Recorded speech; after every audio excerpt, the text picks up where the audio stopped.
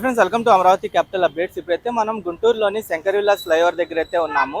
ఈ శంకర్ విలాస్ ఫ్లైఓవర్ కి సంబంధించిన పనులు అయితే మొదలైనవి అఫీషియల్ గా. దీన్ని 2 లైన్ గా ఉన్న ఈ ఫ్లైఓవర్ ని 4 లైన్ గా అయితే విస్తరిస్తున్నారు.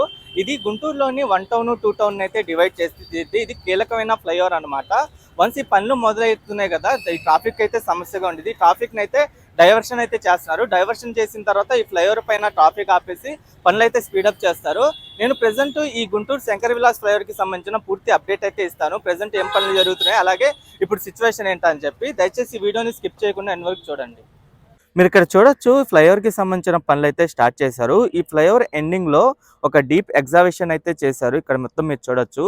ఈ ఫ్లైఓవర్ కి సంబంధించిన కాంట్రాక్ట్ వచ్చేసి లక్ష్మీ ఇన్ఫ్రాస్ట్రక్చర్ ప్రైవేట్ లిమిటెడ్ అనే కంపెనీ వాళ్ళు అయితే దక్కించుకున్నారు. ఇప్పుడిప్పుడే పనులు అయితే మొదలెట్టారు. ఇక్కడ మొత్తం చుట్టూతర బారికేడ్లు అన్ని వేసి పనులు అయితే స్టార్ట్ చేశారు. ఇక్కడ మీరు చూడొచ్చు, సెయింట్ జోసెఫ్స్ ఇంగ్లీష్ హాస్పిటల్ ఏదైతే ఉందో అక్కడ నుండి పనులు అయితే చేసుకుంటూ వెళ్తున్నారు.